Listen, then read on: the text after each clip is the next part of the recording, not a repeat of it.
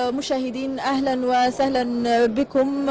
إذا تتابعون مباشرة فعاليات افتتاح الجلسة الثانية لعام 2016 في مقر مجلس النواب. إذا حضر في هذه المناسبة التي سيرعاه رئيس مجلس النواب إضافة إلى رئيس الوزراء السيد عبد القادر كامل محمد وأعضاء الحكومة والسلك الدبلوماسي، إضافة إلى الممثلين للمنظمات الدولية والسفراء المتمركزين لدول الشقيقة والصديقة.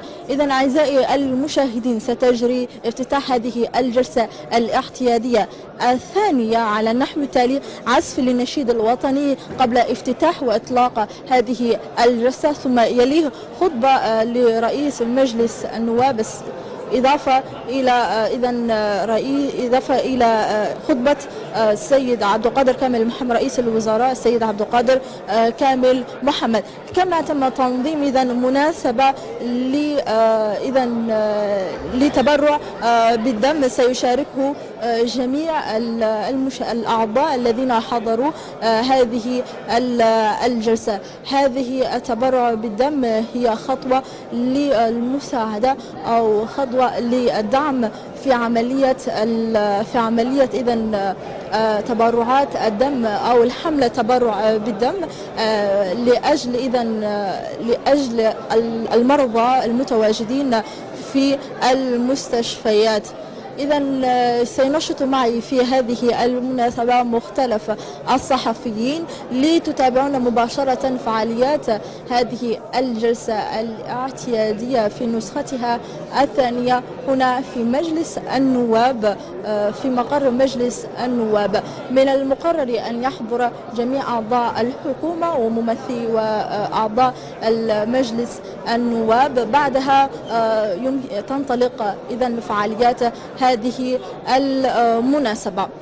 كما أيضا يندرج هذه المناسبة أو سيطبق أو سيناقش عدة مواضيع أو عدة مشاريع مختلفة، مشاريع تمهيدية كمشروع الاقتصادي ومشروع المالي ومشاريع مختلفة سيتم إذن بعدها مناقشتها من قبل النواب مع رئيس مجلس النواب وأعضاء. إذن أترك المجال لمحمد لكي ينشط باللغة الصومالية.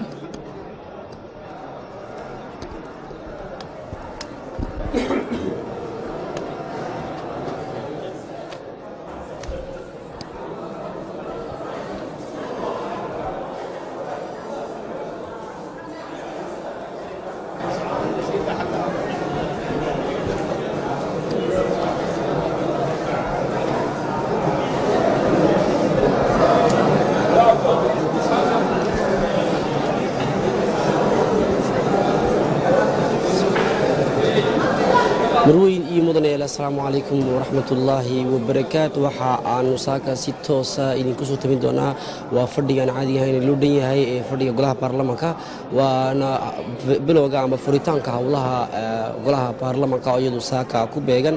waxaana munaasabada furitaanka fadhiga iyadu loo dhan yahay saaka u jooga dhammaan xubnaha xukuumadda, dhammaan golaha baarlamaanka, xildhibaanada, gudoomiyaha golaha baarlamaanka, waxaana gudoominaya ra'iisul wasaaraha jamhuuriyadda mudane cabdulqaadir kaamil maxamed. munaasabadan dabaadka ballaaran ee furitaanka howlaha baarlamaaniga waxaa saaka iyagu sidoo kale u jooga amba ka soo qayb galay danjirayaasha wadamada aanu saaxiibkanahay ee ku sugan jamhuuriyadda Jabuuti. hadday noqdaan danjiraha jamhuuriyadda danjiraha dalka Mareykanka ee fadhiya jamhuuriyadda Jabuuti Tom Kelly, danjiraha dalka Faransiiska Jabuuti fadhiya ka Falastiin, iyo dhammaan danjirayaasha aanu cilaaqaadka ee saaxiibkanahay iyo ku jamhuuriyadda Jabuuti ku sugan. sidoo kale waxaa u jooga xubnaha xukuumadda, haddii noqoto wasiirada, waxaa sidoo kale u jooga koloneelka iyadoo ciidamada ilaalada xeebaha, koloneel kale, dhammaan saraakiisha dalka ayaa iyagu saaka munaasabadan iyadoo furitaanka howlaha bilowga ee golaha baarlamaanka iyagoo xakan saaka u jooga. munaasabadan waa mid iyadu sanad walba la qabto taasi oo ah furitaanka howlaha baarlamanka waana fadhiga iyadoo aan caadi ahayn loo dhanyahay fadhigaasi oo saaka ay iskugu iman doonaan dhammaan xubnaha xukuumadda iyo xubnaha golaha baarlamanka waxaana khudbad halkan iyadu waqti aan sii fogeyn ka jeedin doonaa waa gudoomiyaha golaha baarlamanka waxaa sidoo kale khudbad ka jeedin doonaa ra-iisul wasaaraha jamhuuriyadda mudane cabdulqaadir kaamil maxamed intaasi kadib munaasabadaasi waxaa xigi doonta iyadu munaasabad iyadu dhigbixin ah oo xildhibaanada golaha baarlamanku ay iyadoo la kaashatay wasaaradda caafimaadka ay halkan uun ku qaban doonaan howlgal iyadu dhiigbixina oo iyadu dhiigbixintaasi loogu deeqayo wasaaradda caafimaadka si markaasi loo taageero amba loo siiyo dhiiggaasi dadka iyagu u baahan bukaanka ee jiifa dhakhtarada munaasabadan weli ma ay bilaamin waxaa weli la sugayaa in ay soo gaadhaan goobtan dhammaan xubnaha xukuumadda iyo xubnaha golaha baarlamanka laakiin waxaa haatan soo gaadhay goobtan aan ku sugannahay waa marti sharafka waan idiin sheegay markii horeba waa danjiriyayaasha dalalkaanu saaxiibka nahay iyo marti sharafka lasku jira rayd iyo military intaba ayaa munaasabadan u jooga waxaa sidoo kale la sugayaa inuu goobtan soo gaaro ra-iisul wasaaraha jamhuuriyadda mudane cabdulqaadir kaamil maxamed oo isagu halkan maanta khudbad ka jeedin doonaa iyo gudoomiyaha golaha baarlamanka munaasabadaasi markaa lasoo gabagabeeyey waa furitaanka howlaha golaha baarlamanka kadib waxaa la samayn doonaa iyadu howlgal iyadu dhigbixintaasi oo ay u joogi doonto wasaaradda caafimaadku taasi oo iyadoo lagu taakulanayo amba lagu caawinayo amba lagu garabgalayaba dadka bukaanka ee jiifa dhakhtarada munaasabadan ayaa iyadu ah haddaba furitaanka howlaha golaha baarlamanka oon ognahay in waqtigii fasaxu uu hadda maanta u dhammaaday howluhuna si rasmiya ay maanta ugu bilaamayaan waxaan iminkana idinku warin jiri doonaa farduus oo iyadoo afka faransiiska idinku wadi doonta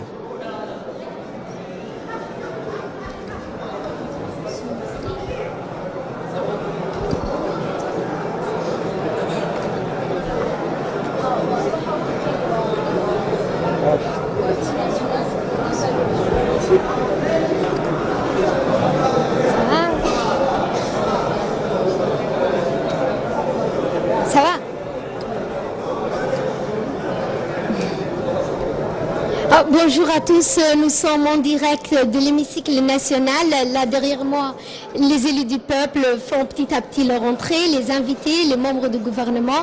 Nous assisterons donc dans quelques instants à la deuxième session ordinaire, donc à l'ouverture à la rentrée parlementaire. À l'ordre du jour donc de cette deuxième session ordinaire du Parlement de la 7e législature, donc il y aura des programmes. Premièrement, il y aura l'allocution du président de l'Assemblée nationale, Mohamed Ali. Ensuite, ce sera au tour du Premier ministre qui présentera donc son discours dans cette Assemblée nationale, et ce, conformément à l'article 52 de la Constitution.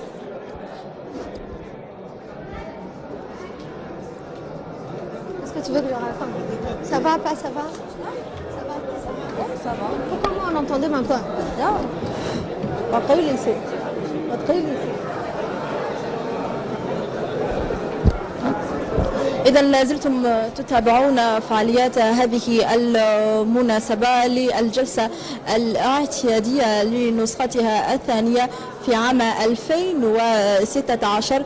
إذا كما ترون الآن لا زال المدعوين والمشاركين في هذه المناسبة إضافة إلى النواب أعضاء النواب لمجلس النواب لا زالوا يحضرون، إضافة إلى يبقى حضور رئيس مجلس النواب ورئيس الوزراء السيد عبد القادر كامل محمد، إضافة إلى أعضاء الحكومة. إذا هذه الفعاليات تتابعونها مباشرة في التلفزيون الوطني، ويتم تنشيط من أنا باللغة العربية وزميلة فردوس باللغة الفرنسية، إضافة إلى الزميل محمد باللغة الصومالية. إذا هذه الجلسة ستجري على النحو التالي: عزف للنشيد الوطني، ثم يلي خطبة لكل من رئيس مجلس النواب ورئيس دولة رئيس الوزراء السيد عبد القادر كامل محمد، ثم سيتم تنظيم إذن دورة للتبرع بالدم. سيشارك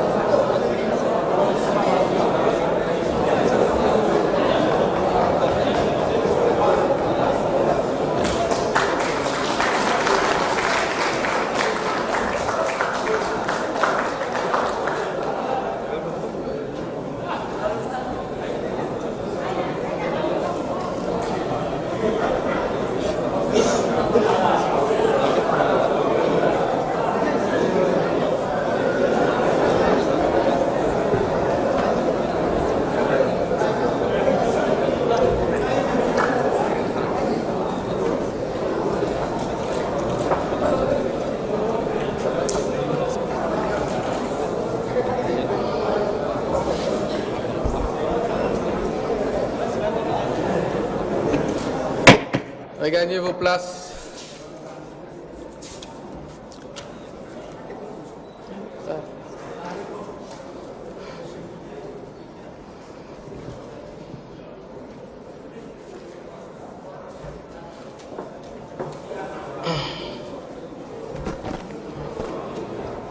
Test. Merci. La séance est ouverte.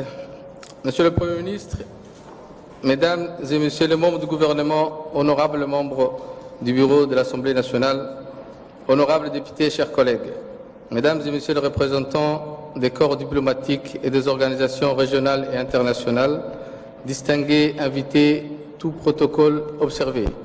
Mesdames et Messieurs, conformément aux dispositions de l'article 51 de la Constitution, nous sommes réunis aujourd'hui dans cet hémicycle national en ce jour du samedi 1er octobre 2016, date constitutionnellement prescrite pour procéder à l'ouverture solennelle de la deuxième session ordinaire du Parlement au titre de l'année 2016 de la 7e législature.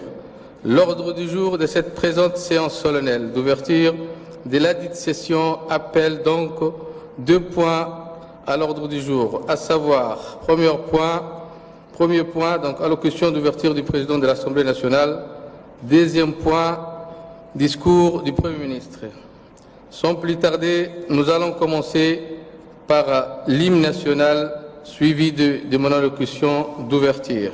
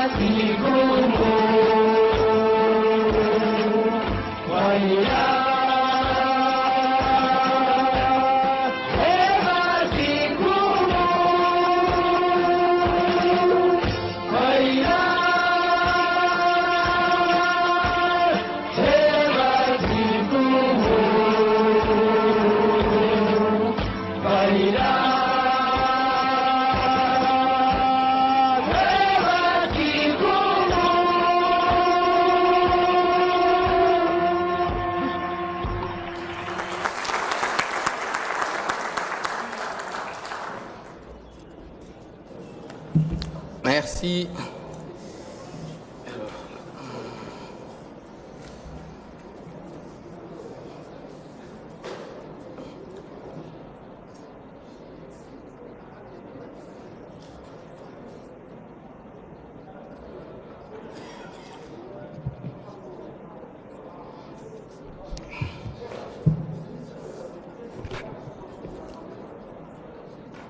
Mesdames et Messieurs, l'Assemblée nationale est en session. Ainsi, je déclare ouverte sa deuxième session ordinaire au titre de l'année 2016 de la 7e législature du Parlement. Monsieur le Premier ministre, Mesdames et Messieurs les membres du gouvernement, honorables membres du bureau de l'Assemblée nationale, honorables députés, chers collègues, Mesdames et Messieurs les représentants des corps diplomatiques et des organisations régionales et internationales, distingués invités, tout protocole observé, Mesdames et Messieurs, comme il est d'usage, après les vacances parlementaires de l'été, l'Assemblée nationale reprend ses activités. C'est avec un fort enthousiasme que nous nous retrouvons aujourd'hui dans l'hémicycle national, dans une ambiance toujours aussi chaleureuse à l'occasion de la séance solennelle d'ouverture de la deuxième session ordinaire du Parlement au titre de l'année 2016 de la 7e législature, session dite budgétaire, car consacrée en grande partie au projet de loi des finances. C'est pour moi un plaisir de vous accueillir en ce jour du samedi 1er octobre 2016. Et je voudrais, avant tout propos, en mon nom propre et au nom des membres du bureau, vous souhaiter à tous la cordiale bienvenue. Qu'il me soit permis, tout d'abord, de remercier particulièrement nos invités de marque qui, en dépit d'un agenda chargé et des obligations professionnelles qui sont les leurs, ont bien voulu nous faire l'honneur d'être de notre aujourd'hui en répondant présent à notre invitation.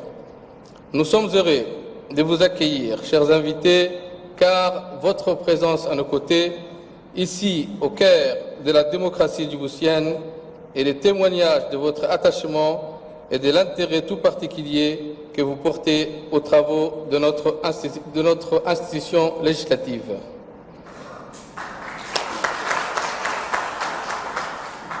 Mesdames et Messieurs, avant de poursuivre plus en avant mon propos, au nom de tous mes collègues députés et de l'ensemble du peuple djiboutien dont nous sommes les représentants ici dans cet hémicycle national, porte-voix de ses attentes et de ses aspirations légitimes, je voudrais en premier lieu saisir cette opportunité pour saluer et féliciter le chef de l'État, son Excellence, M. Ismaël Omar Guelleh, pour les nombreuses réalisations de ces derniers mois, notamment l'impulsion de la politique de la bonne gouvernance administrative pour un service public de qualité, la réhabilitation des routes dans la capitale, la mise en service de la compagnie aérienne nationale Air Djibouti avec des prix défiant toute concurrence et la création de la fondation Droit à un logement.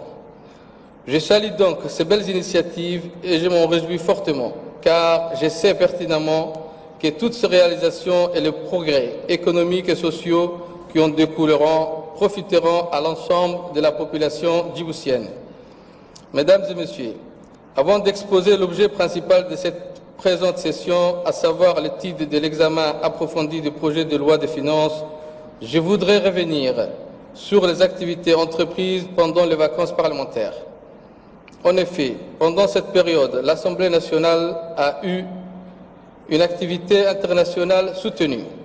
J'ai moi-même conduit des actions internationales importantes en participant d'abord activement à Addis Abeba en Éthiopie les 18 et 19 juillet aux assises du 8e Conseil exécutif de la 7e conférence des présidents des pays membres de l'Union interparlementaire IGAD. J'ai effectué également une visite officielle de 3 jours à Koweït City, dans l'État du Koweït, où j'ai rencontré les plus hautes autorités politiques de ces pays, notamment l'émir du Koweït, le Premier ministre et le président du Parlement. Cette visite a permis de renforcer et de raffermir davantage des relations d'amitié et de coopération existantes entre nos deux pays et nos deux peuples respectifs et d'impulser une dynamique nouvelle à la coopération interparlementaire entre nos deux assemblées nationales. En outre, convaincu du bien fondé d'une diplomatie parlementaire au service du développement socio-économique de notre pays, j'ai reçu récemment des délégations japonaises comprenant un député de la Chambre des représentants du Japon, un ancien vice-ministre des Affaires étrangères et actuellement président de l'Association japonaise pour le développement économique de l'Afrique, ainsi que les membres de l'Association japonaise des Amis de Djibouti. Toujours au chapitre des relations internationales, des délégations parlementaires ont participé à des colloques ou forums internationaux, mais aussi à diverses assises des organisations parlementaires internationales et régionales. Les parlementaires membres du Parlement panafricain ont pris part aux réunions et travaux de l'institution parlementaire panafricaine à Midran, en Afrique du Sud. Un parlementaire a pris part également à un colloque international organisé par l'Institut de diplomatie culturelle à Berlin, en Allemagne, du 26 au 30 juillet 2016, sur le thème de la diplomatie culturelle dans le monde arabe, ses dimensions politiques, économiques et culturelles. Un deuxième parlementaire a participé à l'atelier organisé par le Centre des études stratégiques de l'Afrique du développement américain de la défense sur la thématique de la gestion des ressources de sécurité en Afrique. Un dialogue des experts de l'Afrique orientale à Arusha, en Tanzanie, du 1er au 5 août 2016. Un autre parlementaire a participé du 10 au 16 septembre 2016 à Garmisch, en Allemagne, à un séminaire de haut niveau sur la sécurité. Deux autres parlementaires ont pris part, les 18 et 19 septembre 2016, à Kamuli, en Ouganda, aux travaux du 9e Conseil exécutif et aux réunions de la 8e conférence des présidents des pays membres de l'Union interparlementaire IGAD. Enfin, 3 parlementaires ont pris part au forum régional organisé par le PNUD le 26 et le 27 septembre 2016 à Tunis, en Tunisie, sur le rôle des assemblées en matière de cohésion sociale et de transformation politique pacifique dans le pays arabe. Monsieur le Premier ministre, honorables députés, comme je le disais précédemment, l'objet principal de la présente session sera le titre du projet de loi de finances. L'adoption d'une loi de finances est, pour l'État comme pour la nation tout entière, une activité très attendue parce que c'est le moment où deux pouvoirs de la République, l'exécutif et le législatif, engagent collectivement les responsabilités sur les moyens financiers à mettre en œuvre afin de répondre, dans la mesure du possible, aux attentes légitimes des populations djiboutiennes. Comme vous le savez tous, cette adoption constitue l'un des véritables temps forts du travail parlementaire, car les évolutions économiques contemporaines mettent en évidence la nécessité pour tout pays de disposer d'un instrument unique de maîtrise des dépenses publiques et de programmation des recettes de l'État à caractère exhaustif, en l'occurrence le budget de l'État. Ces derniers, traduction financière de nos choix de société et de l'ensemble de nos politiques publiques, dont il nous faudra par ailleurs rationaliser les coûts pour plus d'efficacité, et donc un instrument fondamental de politique économique qui nécessite des procédures parfaitement rigoureuses. De plus, l'examen du budget et leurs exécutions sont au cœur des choix stratégiques sur le développement des pays, notamment la capacité de l'État à jouer un rôle moteur dans la dynamique économique. En outre, les modalités, la rigueur et les réalités de l'exécution du budget de l'État sont des indicateurs de la crédibilité économique d'un pays et de la transparence de l'action publique. Mes chers collègues, mes collègues et moi-même allons donc nous consacrer à l'examen et à l'adoption des 3 catégories de projets de loi de finances. Il s'agit du projet de loi de règlement pour l'exercice 2015 qui constatera les résultats financiers de l'État pour cette année 2015. Du projet de loi de finances rectificative de la présente année 2016 qui aura notamment pour objet d'ajuster les prévisions des ressources et des dépenses de l'année en cours. Du projet de loi de finances initiale au budget prévisionnel pour l'année 2017 à venir qui arrêtera annuellement les ressources et les dépenses. Par conséquent, il s'agira des propos il s'agira de proposer un budget pour l'année à venir dans le respect des règles budgétaires nationales et internationales en tenant compte des indicateurs macroéconomiques adaptés à la conjoncture économique de notre pays. Il s'agira également de proposer un budget correspondant aux aspirations de notre population eu égard aux performances économiques enregistrées par notre pays. Pour l'Assemblée nationale, son rôle sera d'exercer la plus prestigieuse de ses missions, c'est-à-dire accorder par le vote les moyens nécessaires au gouvernement pour mettre en œuvre sa politique durant une année civile. Le vote annuel des ressources et des charges publiques est certes pour les parlementaires un privilège inhérent à leur mandat dans le cadre de l'exercice de leurs prérogatives constitutionnelles, mais c'est aussi une attribution qui nécessite de leur part un examen approfondi. C'est pourquoi chaque député devra exercer son droit de contrôle et sa capacité de proposition en faisant un certain nombre de suggestions, les cas échéants, tout en veillant toujours à ce que le budget réponde bien aux attentes économiques et sociales.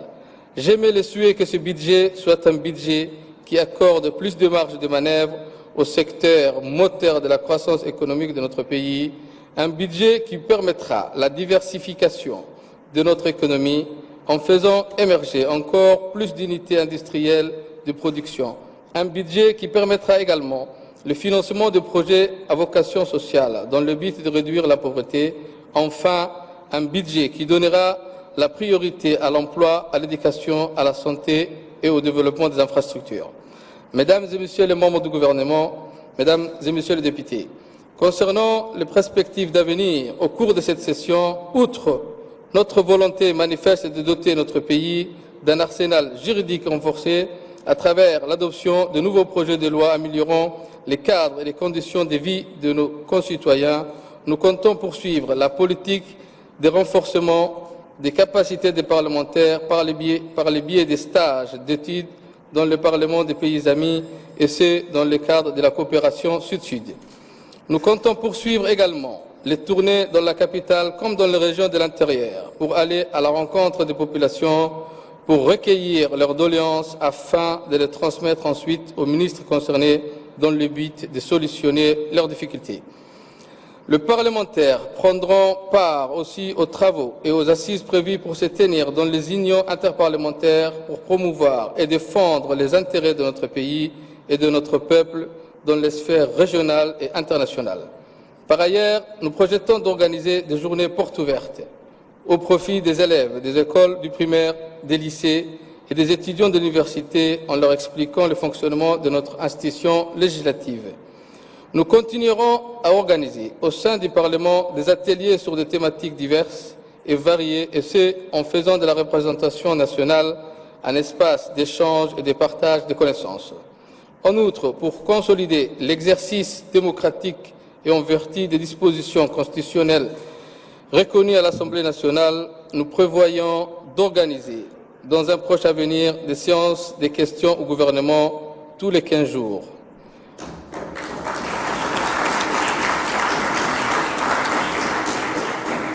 En effet, comme vous le savez tous, selon l'article 60 de la Constitution, le gouvernement doit rendre compte périodiquement de son action et de sa gestion à l'Assemblée nationale. De plus, vous n'êtes pas sans savoir que, pour exercer ce droit d'information et de contrôle, la représentation nationale dispose de plusieurs moyens, notamment l'organisation d'une séance par quinzaine, réservée prioritairement aux questions des députés aux membres du gouvernement. Pour que cet exercice démocratique réussisse, je demande aux membres du gouvernement, comme aux parlementaires, de faire preuve de compréhension mutuelle, car l'objectif principal est d'être au service de l'intérêt supérieur du peuple en éclairant l'opinion publique sur les enjeux des politiques gouvernementales. Et cela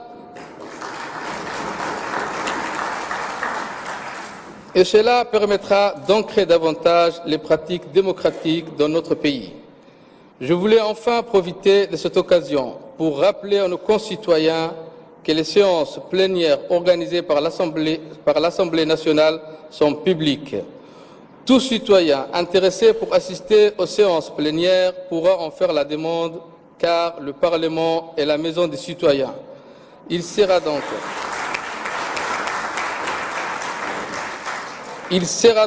admis à la tribune de l'hémicycle dans la limite des places disponibles, et ce, en se conformant aux règles en vigueur en la matière.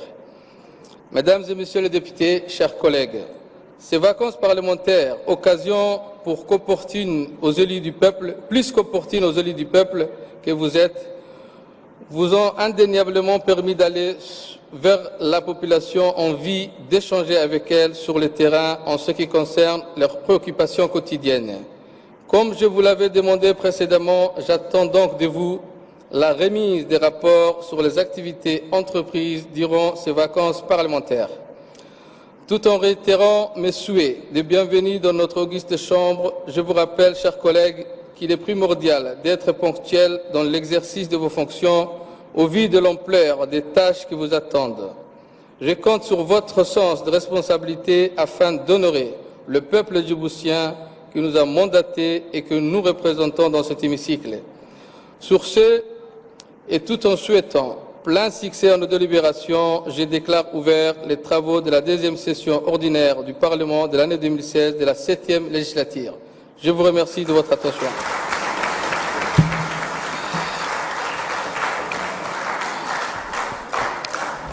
Merci. Sans plus tarder, donc, nous allons inviter le Premier ministre à donner son discours devant la représentation nationale. Monsieur le Premier ministre, vous avez la parole.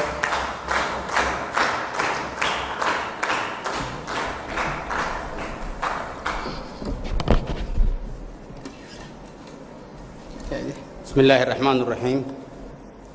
Monsieur le Président de l'Assemblée nationale, Mesdames et Messieurs les membres du gouvernement, Mesdames et Messieurs les députés, Mesdames et Messieurs les membres du corps diplomatique et du corps consulaire, des organisations internationales, Mesdames et Messieurs les représentants des corps constitués, Mesdames et Messieurs, je suis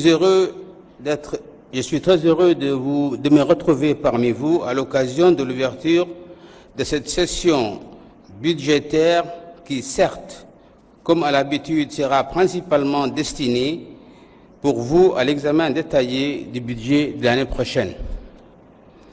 Mais cette fois, un événement politique majeur a précédé l'actuelle séance solennelle de l'Assemblée nationale, à savoir l'élection présidentielle. Et je voudrais revenir sur ce sujet. Cette élection s'est déroulée parfaitement dans le calme et l'engagement populaire. Elle a démontré la maturité politique du peuple djiboutien. Maturité qui ne s'est pas révélée uniquement par le comportement démocratique du peuple au cours de la campagne de l'élection elle-même, mais de la proclamation des résultats. Mais elle a fait ressortir également l'engagement du peuple pour participer activement à la vie politique de la nation. Mesdames et Messieurs, le président de la République a voulu immédiatement tenir compte de ces échanges et de ces multiples rapports avec le peuple. Il a profondément renouvelé son gouvernement et il a immédiatement attribué à chaque membre du nouveau gouvernement une première mission prioritaire. Il a exigé que chaque ministre oriente son action vers la préparation d'une réponse immédiate et concrète dans tout le domaine aux demandes et aux soucis que la population lui a exprimés directement durant toute la période qui a précédé son élection. L'engagement du président de la République au service du peuple est total et il exige que cet engagement soit aussi celui de tout le gouvernement. Ce renouveau dans l'action gouvernementale doit avoir des effets visibles et concrets pour la vie de tous les jours de tous. Aussi, le gouvernement s'est aussitôt engagé dans cette nouvelle tâche. Toutes les actions visant ce but sont devenues prioritaires dans l'activité des ministres. Et je vais vous en citer quelques-unes car je reviendrai dans le détail lors de mon discours sur l'action gouvernementale. Il s'agit aussi, par exemple, de faciliter la vie des handicapés en aménageant des accès qui leur soient confortables, d'améliorer les transports urbains à l'intérieur de Djibouti, comme ceux entre la capitale et les chefs-lieux des régions, et ceci dans tous les modes de transport routier, marin ou aérien. De ces faits seront concernés les bus et le réseau routier, les bacs et les aéroports secondaires. Il s'agit aussi de rechercher pour les personnes les plus fragiles les moyens d'y apporter des secours et de l'aide à l'instar de ce qui est déjà fait pour certains d'entre elles, enfants abandonnés, orphelins, handicapés de toute nature, femmes seules ou isolées. Il s'agit enfin d'établir de nouvelles relations entre l'administration et les administrés afin de rapprocher la population des services administratifs. L'objectif est de faciliter, améliorer et rendre public et rendre plus transparent l'accès aux services publics des usagers, comme par exemple à la direction de la population dans les services financiers et urbains et dans les services sociaux, et que ce soit à Djibouti ou dans les régions. La déconcentration de certains d'entre eux est même envisagée. Des commissions travaillent sur tous ces sujets. Bref, tout ce qui peut faciliter la vie de chaque habitant, des plus actifs aux plus démunis, est examiné. Ceci, mesdames et messieurs, bien évidemment s'ajoute aux différentes actions gouvernementales de développement durable du pays qui ont été engagées dans tous les domaines, éducation nationale pour tous et dans toutes les régions, y compris dans les lieux les plus éloignés, santé pour tous et actions sanitaires renforcées pour les femmes et les enfants, logement digne dans tous les quartiers de la capitale et dans les villes de l'intérieur, réseau routier amélioré, insertion et soutien financier pour les plus démunis, développement des petites et moyennes entreprises, renforcement des structures administratives régionales, amélioration dans la distribution de l'électricité en utilisant en priorité les énergies renouvelables, renforcement de distribution d'eau potable et de production à Djibouti et dans les régions. Tout cela va permettre de diffuser les retombées économiques provenant de la croissance de notre production intérieure brute qui résulte principalement de la mise en place des grands projets régionaux et des aménagements d'infrastructures d'abord, mais également des grands projets de développement réalisés par le secteur privé. Les prochains grands projets auront sur l'emploi un impact direct, mais aussi et surtout indirect. Certains de ces grands projets sont déjà en voie d'achèvement, comme ceux liés au port et à la zone franche de Doralé, au chemin de fer du corridor sud, au port de Tadjoura et la route Tadjoura-Balhou ou au port de Goubet.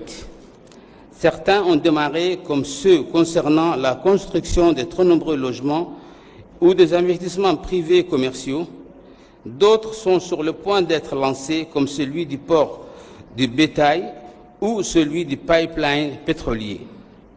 D'autres, enfin, sont au stade d'études complémentaires avant leur mise en œuvre, comme dans les domaines de l'eau et de l'électricité. Tout ceci servira de fournir des emplois à nos jeunes qui s'intégreront dans ce développement économique. Mesdames et Messieurs les députés de la majorité présidentielle, dans ce nouveau contexte où tout est orienté vers la satisfaction accrue des besoins de la population, les relations que le gouvernement entretient avec vous doivent être renforcées de façon permanente.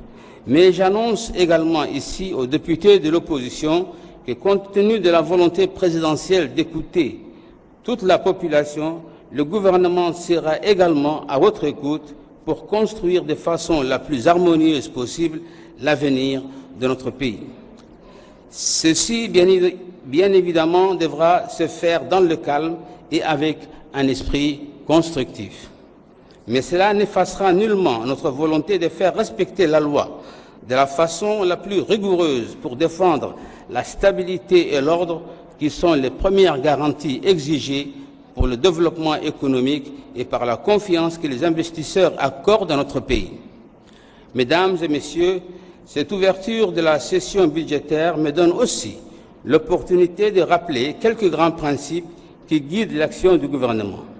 Ainsi, l'esprit de dialogue et d'amitié avec tous les pays, la nécessité d'avoir des objectifs communs pour lutter contre le terrorisme international, la volonté de coopérer sur le plan économique avec toutes les nations qui œuvrent pour le développement ne doivent pas faire oublier notre volonté de défendre notre indépendance politique.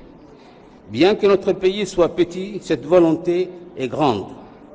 C'est pourquoi je m'adresse à ceux qui, djiboutiens ou étrangers, pensent que les règles désuètes qui ont suivi les indépendances des États africains peuvent encore être applicables.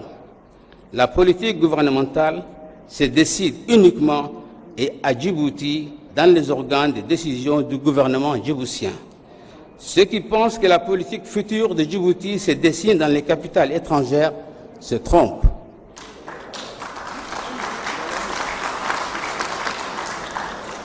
Ceux qui pensent que pour accéder au pouvoir, il est nécessaire de prendre la tâche des autorités étrangères et de suivre leurs orientations se trompent aussi.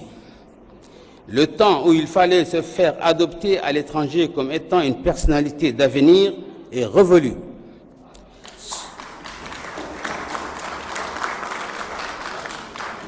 C'est le peuple djiboutien, c'est le peuple souverain djiboutien qui décide et décidera de son avenir.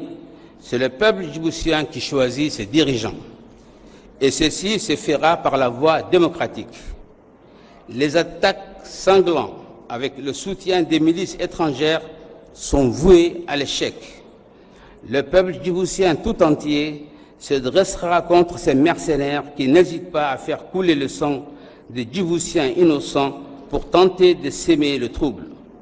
S'attaquer à des objectifs civils ou à des biens appartenant à la population démontre parfaitement la nature terroriste de cette organisation. Devant l'indignation populaire, le chef des mercenaires essaie de se disculper et de se solidariser de ces crimes perpétrés sur notre territoire. Mais ceci, il est le seul responsable. Mais ceci peut aussi signifier qu'il ne contrôle plus cette organisation et qu'elle est aux mains de ses maîtres sanguinaires. J'ai saisi cette occasion pour condamner une fois de plus ces actions lâches et criminelles et reste désorienté devant le silence des responsabilités de l'opposition qui pourrait correspondre à une complicité tacite. Je reviendrai plus tard sur ces faits lors de la présentation de la politique générale du gouvernement. Mesdames et Messieurs les députés, vous allez examiner prochainement le projet de budget 2017 que le gouvernement vous présentera. Vont également vous être présentées la loi de règlement de 2015 et la loi rectificative de 2016.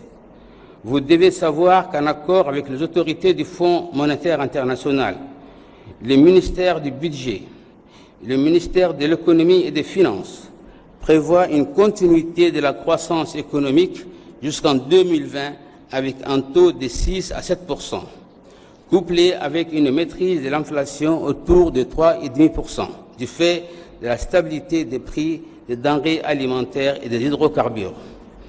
Tenant compte de l'exécution budgétaire de 2015 et 2016, le gouvernement souhaite améliorer l'efficacité de l'action publique. Un des moyens retenus est la réforme fiscale qui permettra aussi de répondre à l'objectif de rapprochement du contribuable et de l'administration. En matière de gestion budgétaire, les objectifs du gouvernement sont ainsi orientés vers la réforme de la fiscalité, la croissance économique inclusive, la maîtrise de la dette et des finances publiques et l'inclusion financière. La maîtrise des dépenses de l'État et les efforts en matière d'assainissement des finances publiques demeurent de plus en plus jamais comme une priorité gouvernementale. Dans le cadre de ces travaux, issus des assises nationales de la fiscalité, seront renforcées et l'efficacité et l'équité du système fiscal pour diversifier les activités de développer des secteurs encore moins exploités. La décentralisation administrative doit être confortée par la décentralisation économique du pays. toutes les régions verront leur potentiel spécifique encore trop peu développé être mis en valeur afin de dynamiser les ressources locales et générer des emplois pour les jeunes. Le ministre de l'Intérieur et le ministre délégué à la décentralisation et l'ensemble du gouvernement mettront en œuvre cette politique. Il faut que nos recettes intérieures permettent de dégager des ressources pour financer les dépenses sociales avec l'objectif d'une plus grande justice sociale. Ainsi, dans ce but, la réduction du train de vie de l'État et la diminution des missions à l'étranger où les achats groupés sont déjà engagés. La diminution des dépenses publiques permettra d'augmenter le potentiel financier du pays qui sera renforcé par la mise en œuvre d'une plateforme logistique et d'un carrefour commercial pour l'Afrique de l'Est en accord avec la stratégie de croissance accélérée et de promotion de l'emploi 2015-2019. C'est en effet grâce à une croissance économique tirée par le secteur privé, à l'amélioration de la gestion institutionnelle et à la promotion des ressources humaines et à l'intégration régionale que seront créés des dizaines de milliers d'emplois. La maîtrise des dépenses publiques et les efforts de discipline budgétaire concernent bien évidemment le secteur parapublic. Les règles de transparence, de rationalisation et d'efficacité seront appliquées aux établissements publics et sociétés d'État. Il en résultera une plus grande justice sociale et un meilleur potentiel financier. Ainsi, se confirme la volonté gouvernementale de renforcer la démocratie par une gestion plus saine et plus transparente de notre économie.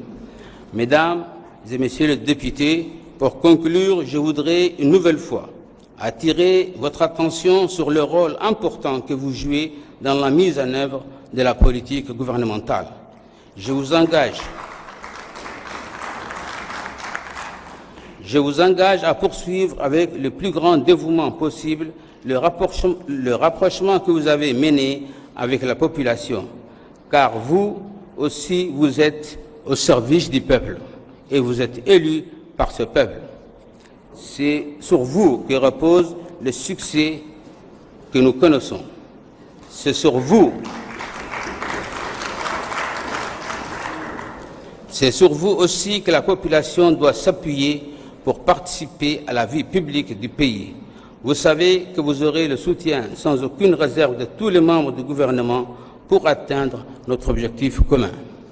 La discussion sur le texte budgétaire en sera le premier geste et je vous en remercie.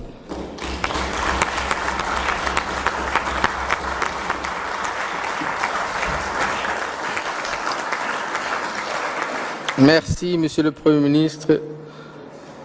À présent, donc, nous allons, avant de lever la séance, je vous informe que l'Assemblée nationale donc, a organisé les dons de sang, donc, qui est volontaire. Donc, je vous invite aussi l'ensemble des parlementaires du gouvernement donc, à donner vos sangs pour qu'on puisse aussi répondre aux besoins donc, des personnes souffrantes. J'invite également les invités donc, à prendre un café donc, avec nous juste dans le hall. Et effectivement, donc, nous sommes la veille de la nouvelle année musulmane, donc 1438. Je vous souhaite une bonne et heureuse année 1438. Merci beaucoup. La séance est levée.